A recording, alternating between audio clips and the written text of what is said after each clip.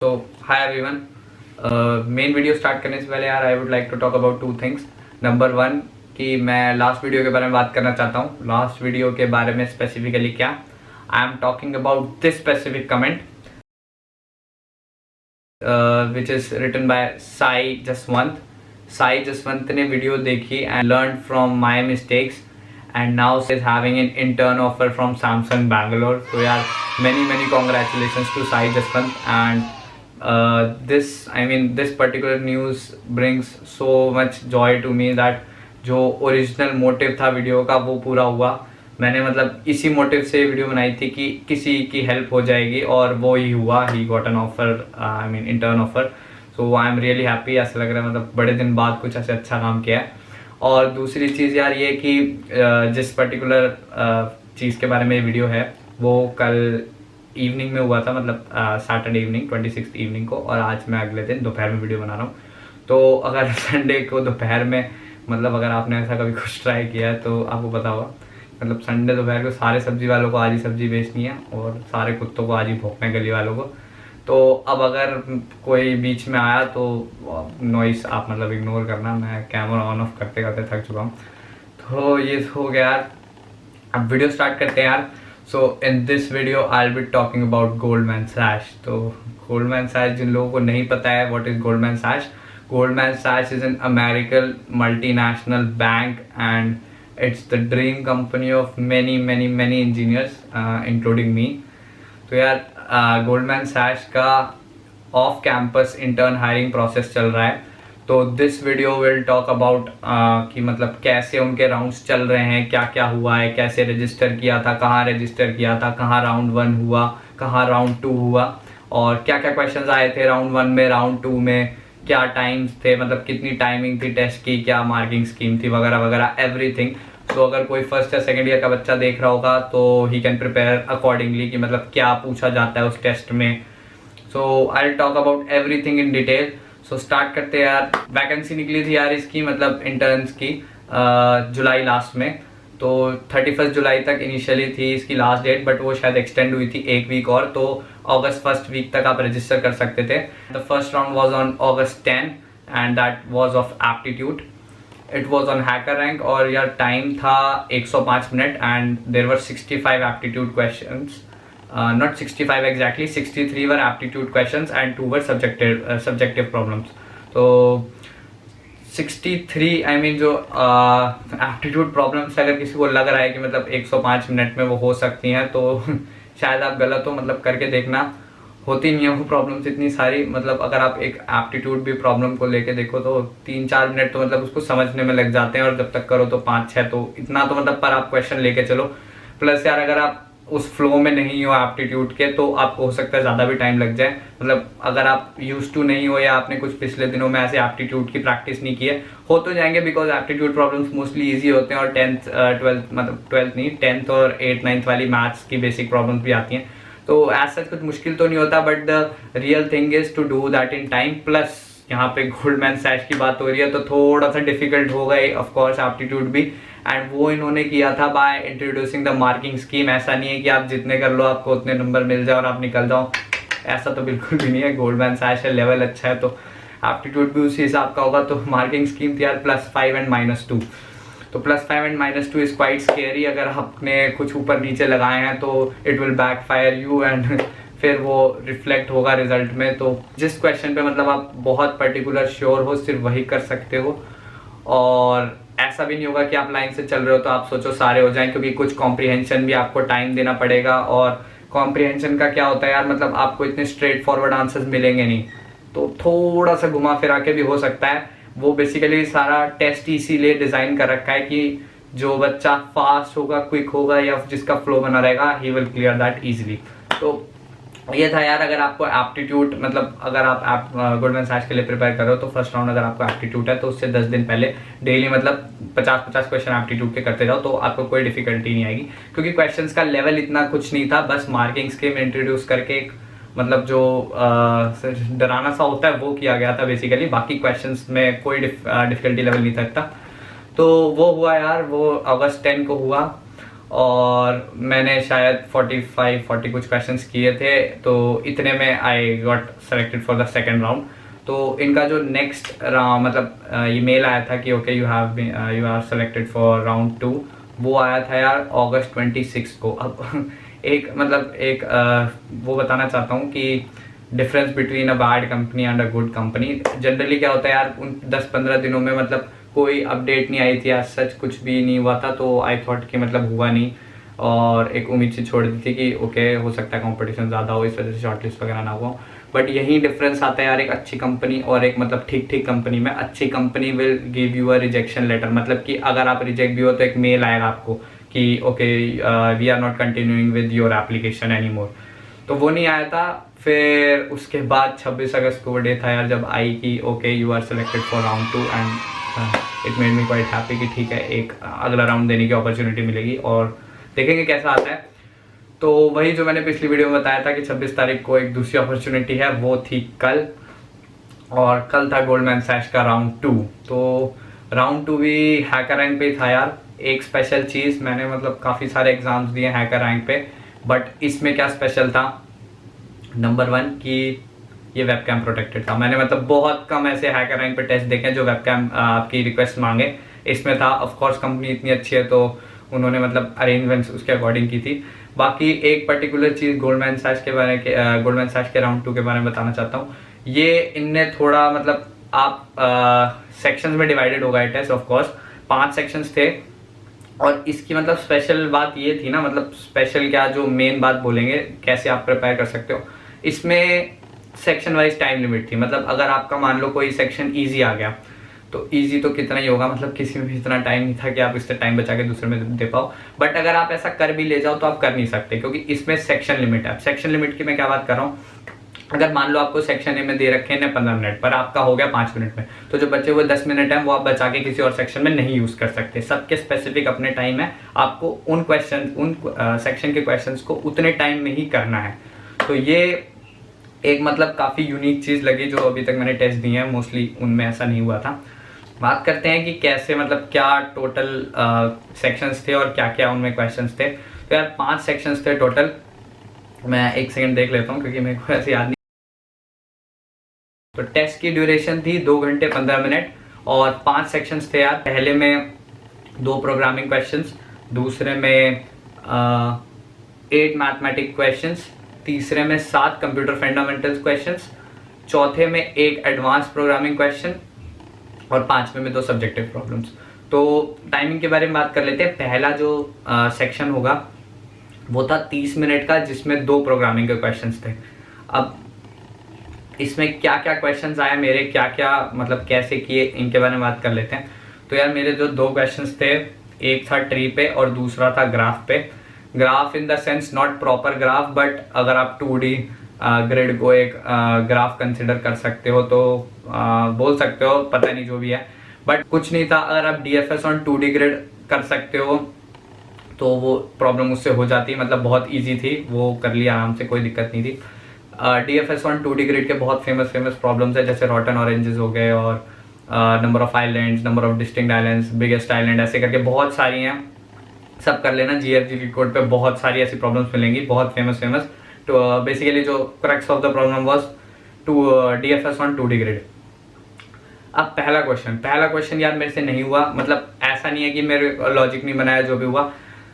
एक number 1 thing is time constraint. मैंने पहला क्वेश्चन रीड किया, पहला क्वेश्चन कुछ नहीं था, it was a tree problem and basically DFS से हो जाता। उसके मतलब ऐसे ही था कि आपको हर पेरेंट नोड के लेफ्ट और राइट चाइल्ड की कुछ प्रॉपर्टी देखनी है, अगर वो फॉलो हो रही है तो आप उसको काउंट में लो, नहीं तो मत लो, बस ऐसे था। But the tricky part is उसका जो इनपुट था यार वो अलग था। मतलब जैसे आप नॉर्मल ट्री के क्वेश्चंस देखते होगे कि एक रूट नोड दे रखी है, फिर उसके लेफ्ट और राइट साइड पे आप ऐसे ट्रेवर्स करते थे, वैसा नहीं था, कुछ स्ट्रिंग करके था यार, मेरे को समझ नहीं आया। फिर मैं क्वेश्चन नंबर 2 पे स्विच हो गया था, और क्वेश्चन नंबर 2 पे मतलब मैंने 5-6 मिनट पहले क्वेश्चन नंबर 1 पढ़ा, उसको मेरे को समझ नहीं आया तो मैंने स्विच कर लिया, क्वेश्चन नंबर 2 करने लग गया। तो जब तक क्वेश्चन नंबर 2 हुआ और मैं वापस आया तो 8 ही मिनट बचे थे शायद।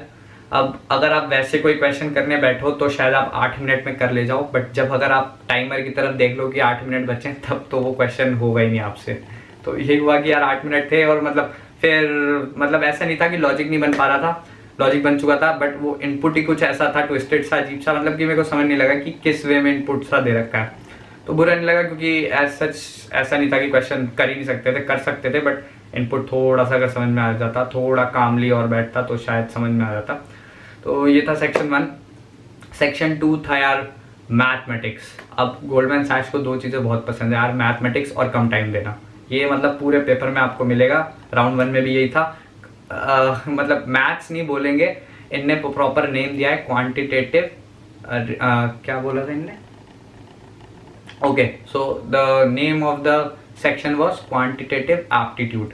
अब क्वांटिटेटिव एप्टीट्यूड बोल के ये आपसे अच्छे अच्छे प्रोबेबिलिटी के क्वेश्चंस, अच्छे अच्छे पीएनसी के क्वेश्चंस, स्टैट्स और क्वाड्रेटिक इक्वेशन का भी एक क्वेश्चन था। और मतलब वो ऐसे नहीं है कि अगर आपने बेसिक वगैरह कर ली है तो आप कर ले जाओगे, ना ना ना, ऐसा बिल्कुल भी नहीं है। आपको मतलब जेई वगैरह की बुक्स जो आपने रेफर की थी उनसे जाके इन चैप्टर के क्वेश्चंस करने पड़ेंगे, तब हो पाएगा। और ऑल्सो 25 मिनट में 8 क्वेश्चंस मैथ्स के, मतलब ठीक है हो सकते हैं, बट कुछ वो जान के ऐसे देंगे, मतलब काइंड ऑफ रूट्स की, इसके रूट्स, मतलब 3-4 इक्वेशन बनवा देंगे आपकी, फिर आपको सॉल्व करना पड़ेगा। Basically they want someone who is very good in math and also very good with timings, मतलब वो कम टाइम में ज्यादा प्रॉब्लम सॉल्व करे, ऐसा बंदा गोल्डमैन सैक्स के लिए आइडियल है। ये था मतलब कि सेक्शन 2 के बारे में। सेक्शन 3 वॉज कंप्यूटर फंडामेंटल्स पूरा, मतलब आपके जो कंप्यूटर साइंस के जो प्योर फंडामेंटल सब्जेक्ट्स होते हैं उन पे था। अब इसमें ऐसा नहीं है कि आपसे सिर्फ OS DBMS ये सब पूछेंगे, ना ना ना, इसमें आपके मतलब इसमें भी इनने प्रोग्रामिंग रिलेटेड MCQs डाले हुए थे and this thing I find it very good. मतलब जो क्वेश्चंस थे यार उनको करके आपको प्रॉपर समझ में आएगा कि जब आप उनको पढ़ोगे आंसर करोगे ना तो आपको एक आइडिया लग जाएगा कि हाँ जो बंदा ये क्वेश्चन कर सकता है, इससे वो जज कर पाएंगे मतलब कि किसने प्रोग्रामिंग करी है ढंग से, किसने नहीं करी। लाइक एक फ्लॉयड वॉर्शल एल्गोरिथम की उनने लूप के अंदर वाली कंडीशन वगैरह चेक करवाई थी, मतलब ऐसे लिखा था कि क्या कंडीशन होगी और 4 ऑप्शंस।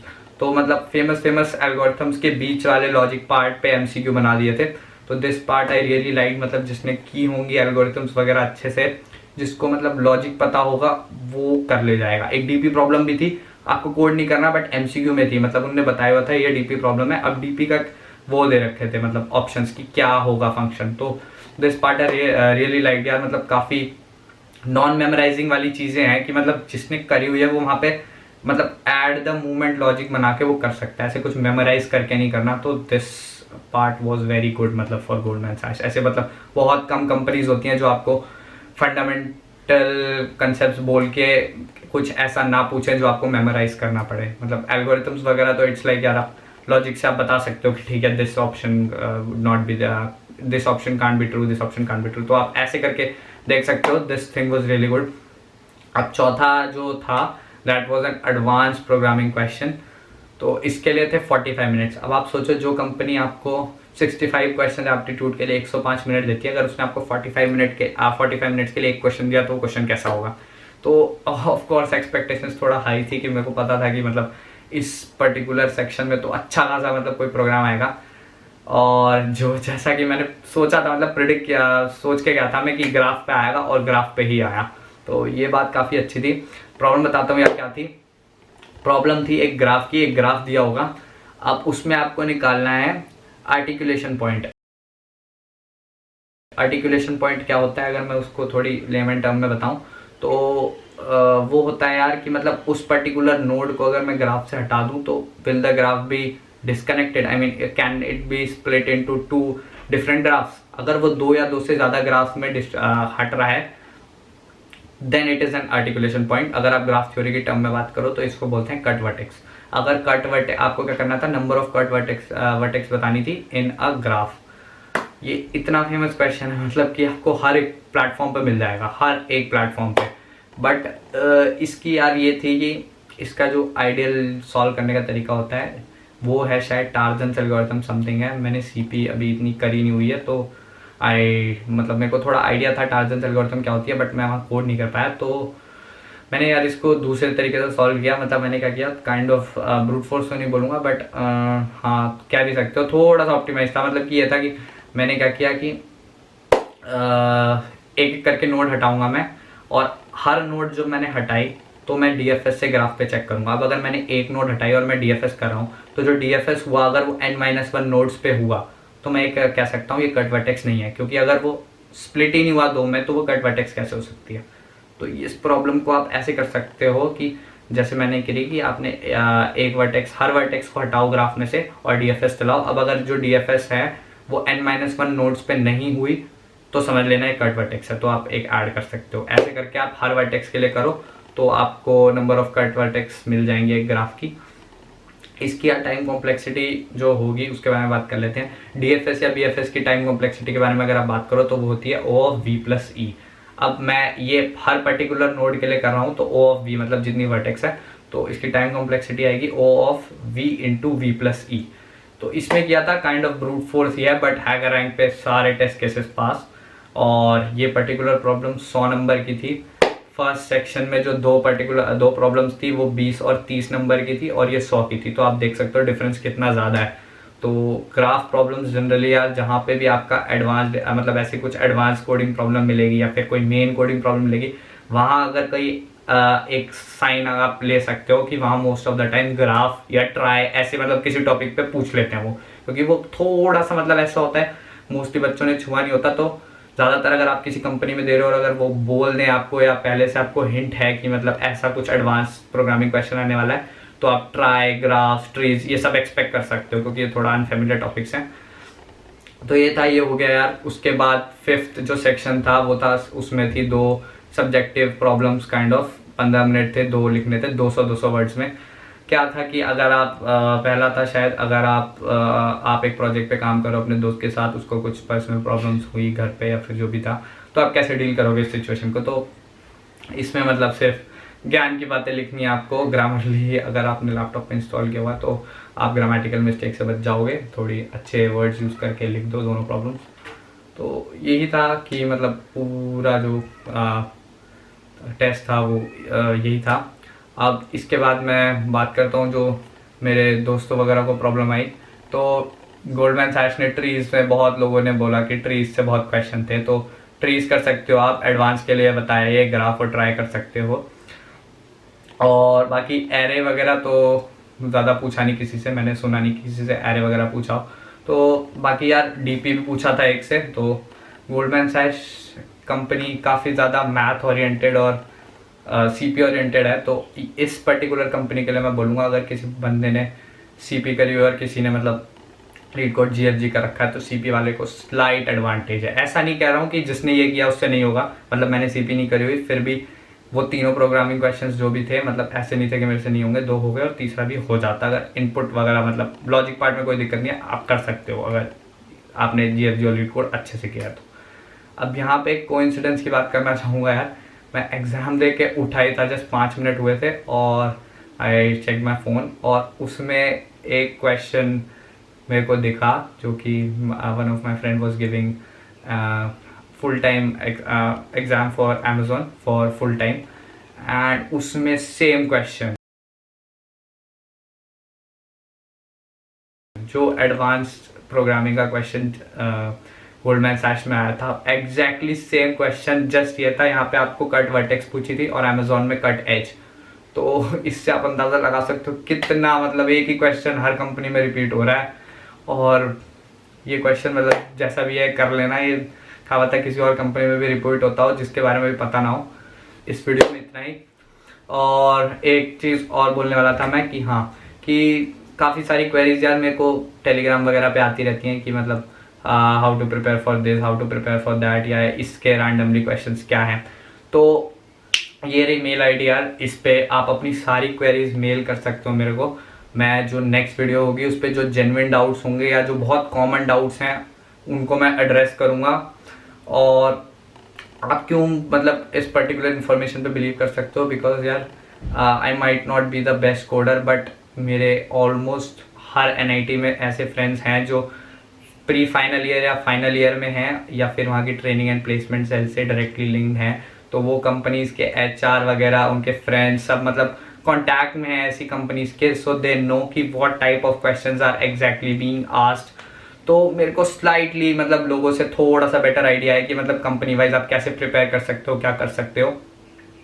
झूठ नहीं बोल रहा हूँ, इसीलिए NITs बोला, अगर झूठ बोल रहा था तो पक्का IITs बोलता। मेरे मतलब साथ वाले जितने थे उन्हीं की बात कर रहा हूँ जो बहुत क्लोज हैं, और उन लोगों से मतलब इन्फॉर्मेशन लेने में मतलब मेरे को टाइम ज़्यादा लगता नहीं। तो आप जितनों को भी मतलब आपको जितनी भी क्वेरीज हैं आप इस पर्टिकुलर मेल ID पे मेल कर दो and I will address them. Telegram पे यार कभी कभी क्या होता है कि मतलब इंस्टेंट रिप्लाई करने में ऊपर नीचे इन्फॉर्मेशन हो सकती है, आप मेल करो, मैं प्रॉपर उस पर रिसर्च करके फिर उसको एड्रेस करूंगा, सो दैट जितने बच्चों को भी वो डाउट हो मेरे को बार बार इंडिविजुअली सबको अकेले में ना बताना पड़े। तो ये थी बात यार। और टेलीग्राम का एक लिंक है नीचे अटैच कर दिया, उस पर हम प्रोग्रामिंग क्वेश्चंस वगैरह डिस्कस करते रहते हैं। काफ़ी और अच्छे अच्छे लोग हैं मतलब जिनको काफ़ी नॉलेज है, वो भी एडेड है ग्रुप में। तो अगर आपको ज्वाइन करना है तो आप कर सकते हो। और इस वीडियो के लिए इतना ही, बाकी मिलते हैं नेक्स्ट वीडियो में। और टार्जन एल्गोरिथम करनी पड़ेगी पहले। ओके।